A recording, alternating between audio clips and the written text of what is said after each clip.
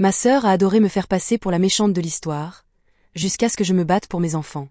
Avez déjà eu ce sentiment d'injustice? Je n'ai jamais oublié ce sentiment qui m'a accompagnée depuis mon enfance.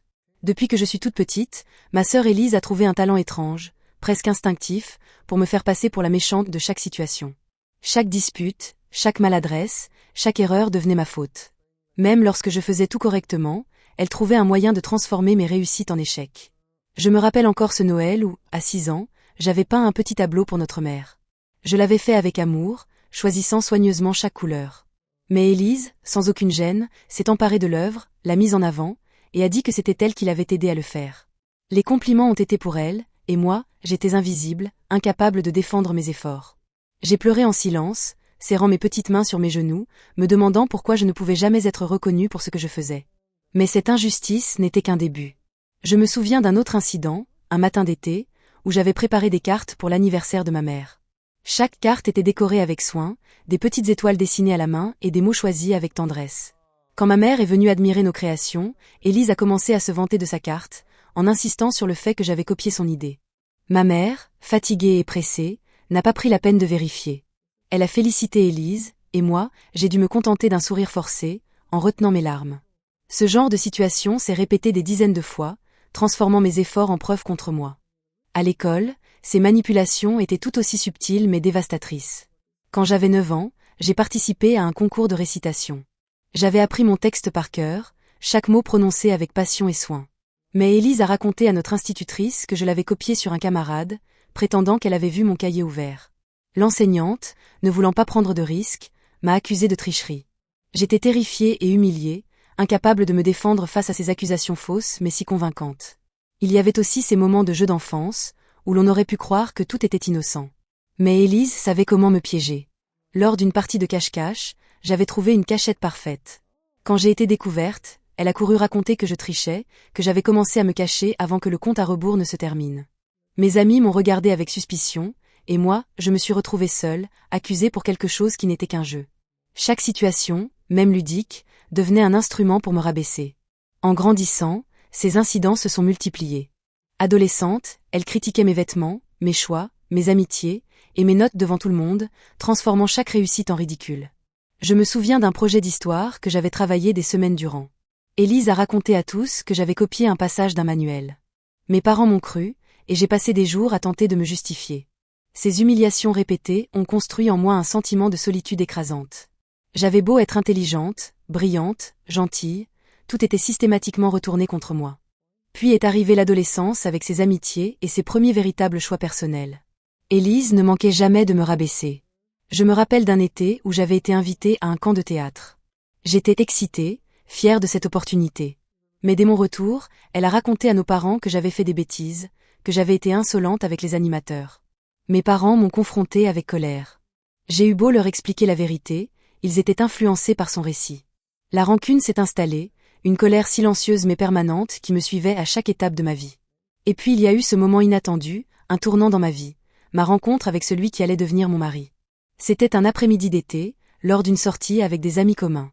Il avait ce sourire tranquille et cette façon de m'écouter attentivement, qui me faisait sentir pour la première fois que quelqu'un me voyait vraiment.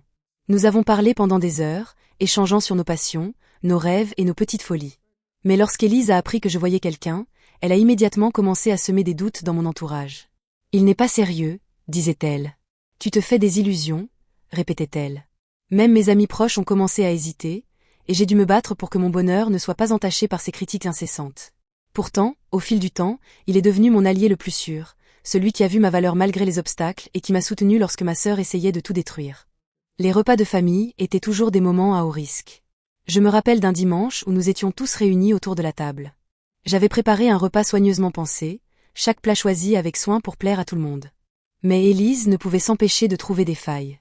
Elle a commencé à critiquer la cuisson de la viande, la couleur des légumes, et même la manière dont j'avais disposé les assiettes. Petit à petit, la conversation a dégénéré, les parents ont été gênés, et mes enfants, observant le chaos, se sont tus, confus et apeurés. Ce genre de situation se répétait sans cesse, rendant chaque réunion familiale anxiogène et épuisante. Je me souviens avoir ressenti une colère froide, mais j'ai appris à ne pas réagir impulsivement. Chaque mot, chaque reproche, je les notais mentalement, planifiant comment je pourrais protéger mes enfants et ma paix intérieure. Lorsque j'ai eu mes enfants, tout a changé de manière encore plus intense. Elle a trouvé un nouveau terrain de jeu, mes enfants. Tout ce que je faisais pour eux était scruté et critiqué. Tu es trop stricte, disait-elle, tu les laisses trop devant la télévision, tu devrais faire comme moi. Chaque conseil se transformait en attaque déguisée. Une fois, lors d'un dîner familial, j'avais préparé un repas sain et équilibré pour mes enfants. Elle a insisté pour leur donner ses propres plats, prétendant que je ne savais pas cuisiner. Mes enfants, confus, me regardaient avec hésitation, et j'ai dû expliquer calmement pourquoi nous mangions ce que j'avais préparé. La fatigue, la colère et la frustration s'accumulaient. Il y a eu un autre moment où elle a tenté de saboter ma relation avec mes enfants. Elle a commencé à leur raconter des histoires où je serais injuste ou méchante, me dépeignant comme la mère sévère et incapable. Mes enfants étaient jeunes, et certains d'eux ont commencé à douter de moi. J'ai passé des semaines à les rassurer, à leur montrer que tout ce qu'elles disaient était faux. Ces efforts ont été épuisants émotionnellement, mais nécessaires pour protéger leur confiance et leur sécurité émotionnelle. Un soir, après une visite particulièrement tendue, je me suis assise dans ma chambre, épuisée et en colère. Pendant des années, j'avais laissé passer ces manipulations. Par peur, par lassitude, par habitude. Mais ce soir-là, j'ai compris que je ne pouvais plus rester silencieuse. Je devais me battre, non par vengeance, mais pour protéger mes enfants, pour protéger ce que j'avais construit avec amour et soin. Les semaines suivantes ont été un combat de patience et de stratégie. Chaque interaction avec elle devenait un test. Je posais des limites fermes, calmement mais intransigeantes. Au début, elle riait, prétendant que je réagissais de manière excessive. Mais j'ai persisté. À chaque critique, je maintenais ma position. Petit à petit, j'ai senti une force nouvelle s'installer en moi, une certitude que je pouvais protéger mes enfants et ma dignité, même contre elle. J'ai commencé à documenter ces manipulations, à garder des preuves de ces mensonges et de ces critiques injustifiées.